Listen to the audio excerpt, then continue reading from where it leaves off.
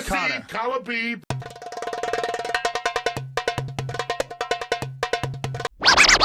O campeão tem nome, se chama Charles do Bronx. Pode bater, bate, filha. Homem aqui aguenta, rapaz. Nós é iluminado, rapaz.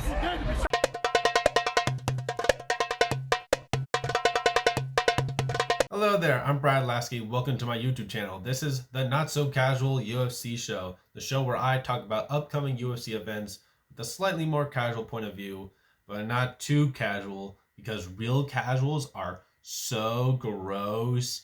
Ew, stinky, stinky. But hey, UFC 280 is this weekend in Abu Dhabi, and this card has a lot of great fights, a lot of talent, a lot of interesting stylistic fights, and a lot of entertainers on this card. Or at least that's of this recording. I would hate if there's some other giant rearrangement of fights that would make this video pointless.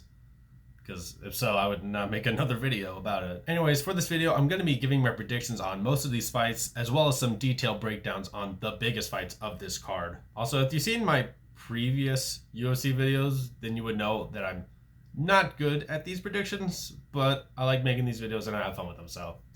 I killed more time for Collar Beeb. All right, let's get started.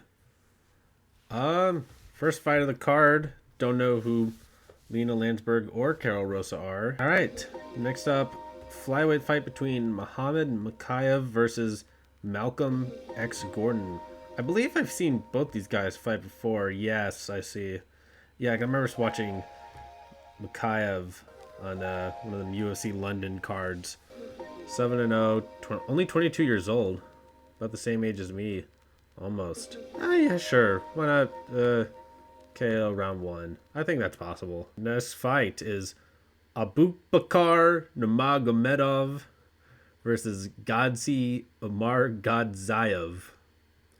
Yes, these are their actual names. Collar Beeb, like sure. You always go with a Nurmagomedov. Okay, now we're getting to more fights I'm definitely familiar with. I know these two guys, Volkan Ozdemir, Nikita Krylov. Both of them, I believe, are top 10 in the light heavyweight rankings. I know they say here number 8, number 11, but pretty much these two are top 10 light heavyweights. So for a prelim fight, this is really, really good. Yeah, so Ozdemir, he beat Paul Craig in the last UFC London card. His last win was also on that UFC London card against Gustafsson. I'm not really sure with their careers in general. I mean, he's faced better competition: Yuri, Ankalaev, Rakic. That's gonna be a close fight. You know, I've been picking decision lately on these last fights that I don't know. I'm gonna pick Ozdemir by knockout. Let's say round 2. This is make it spicy. You know what I'm saying? All right, next fight, Makhmud, I pronounced that wrong, Muradov versus Kai Baralho. I have seen Baralho's last couple of fights. I think he's actually very, very talented. How heavy is the favorite? Yeah, he's minus 220 favorite against Petrosian and, you know, that guy. But I would say because he kind of looks like a skinnier Paulo Costa. He's like Paulo Costa's like face with like kind of Charles Oliveira's body. I don't know if that's a accurate way of describing it, but I think he's very talented. He's a very good mixed martial artist. I think he'll just win this by decision, but I really like Baralho in this fight. All right, now we're basically at the pay-per-view point. I believe number 5 or number 6 ranked welterweight in the world, Belal Muhammad versus undefeated Sean Brady. This is a very interesting fight for me because Sean Brady is undefeated. He is coming in as a slight favorite. Latest wins over Michael Chiesa, very talented performance from him there. I'm not familiar with his past fights from that, but Belal Muhammad is a big step up for Brady, I will say. You know, I really was impressed with his last win against Vicente Luque. I was a big fan of him before his losing streak. I win against Wonder Boy Maya. He's a very talented guy. I think if I had to pick, because this is going to be a very mixed martial arts fight. Like it's not going to be a winner by submission, a winner by knockout. I don't think that it will happen. Both of them are good on the feet. Both of them are good on the ground. I'll take the edge to Bilal Muhammad. I think he's very close to that championship, that title match, So I'm going to say Muhammad by decision. I wouldn't be surprised if Brady won. I just think Muhammad's a little bit better. Okay, this is Caitlin Chukagian versus Manon Fiorot. Not familiar with Manon that much, really. I feel so weird saying that. I'm just going to pick her. She win by, let's see her decision. All right, yeah, by decision. And a very high-profile lightweight fight. Beneil Dariush versus Mateusz Gamrot. It's been a while since we've seen Dariush fight. He's a highly ranked, highly talented fighter. I mean, his last fight was over a year ago against Ferguson because he got injured when he was scheduled to fight Islam Makhachev. But no, he's been on a good streak, and I think it's going to be interesting against Gamrot, especially for Gamrot too, because I think he had a really good performance. I remember the first time watching him was against Jeremy Stevens in this fight. This was a round 1 finish, really tight submission. Can also win by KO, won by decision. He's a very good wrestler, very strong man. I don't know yet, because my mind's telling me Beneil Dariush. He's telling me he'll win it. But I don't know. I think Gamrot's got that it factor. I think he does. I think he's gonna, I don't think he's gonna win by decision. I think he might get that knockout. I think it's gonna shock everyone. So all right, we went over those earlier fights. Now as we get into more big caliber fights, let's take a deeper dive and more of a breakdown into this fight with two of legitimately my favorite fighters to watch. Petr Yan versus Sugar Sean O'Malley. Hello guys, today I'm going to show you a video how to beat Petr Yan. So both of these guys I like a lot for pretty similar reasons. For one, they're both really good kickboxers. Both have that knockout power. O'Malley is definitely not as versatile as Petr Yan is. And certainly Yan has the more credible wins on his resume. You look at what he did to Uriah Faber, what he did to Jose Aldo, his performance against Sanhagen, and even his losses against Aljamain Sterling. I kind of thought he might have won his last fight with Sterling.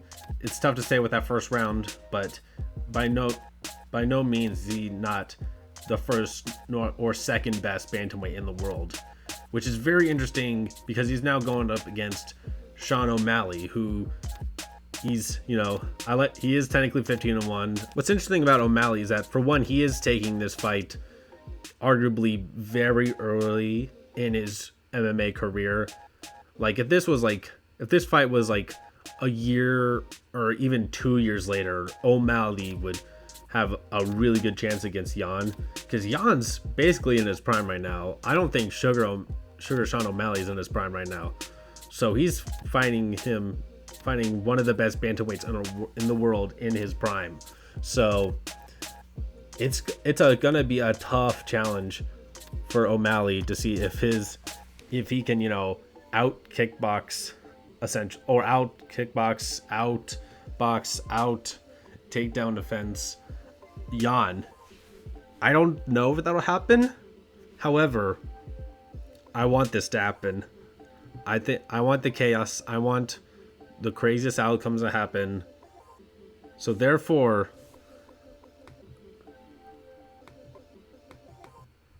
this is what I predict will happen. And listen, O'Malley, he's also my favorite, not just for his fighting. I really like his stuff on social media. He's very funny. He posts good content. He knows how to sell his fights. I don't think this is too casual of a guess. I like O'Malley a lot. Oh, it's a crazy world we live in. Something crazy like this can happen. I do believe this is entirely possible. It's crazy, but... All right, and speaking of bantamweight fights, this card also contains the undisputed bantamweight title match. Champion Aljamain Sterling versus TJ Dillashaw. Yeah, you better win your fight, because I'm coming on your ass, boy. I'm coming for that ass. Pause. All right, the undisputed bantamweight championship. Aljamain Sterling versus TJ Dillashaw. Let's talk about the champion Aljamain Sterling for a second. You know, whether he is the best bantamweight in the world, between him and Jan, that's another story. Sterling is super talented. I mean, he's good on his feet. He's superb on the ground. He's a really great submission artist. Knows how to wrestle. Knows jiu-jitsu. I mean, seeing that and rewatching that fight with Petr Yan, rounds 2 and 3, it was really showed on display the difference of skill level, which is why I kind of understand why judges gave him benefit to, at least 2 of them gave him benefit of the doubt. But no, but he's been proving that in his other fights too, like the Sandhagen fight, rear naked choke. Like, he's a very talented fighter. The question is just how good is TJ Dillashaw, right now. He questionably won, maybe didn't win this fight with Sandhagen, if you all are familiar with that. Like, that was a tough fight. It's tough to judge who won that. And then, that was after a 2-year break, so... And then this was another year break, so we really don't know how good TJ is for this fight. Like, I really don't know how good he's going to be this Saturday. So I do think because of... it's tough to say, because TJ, when he's on, he is on, dude. Like, he's so talented.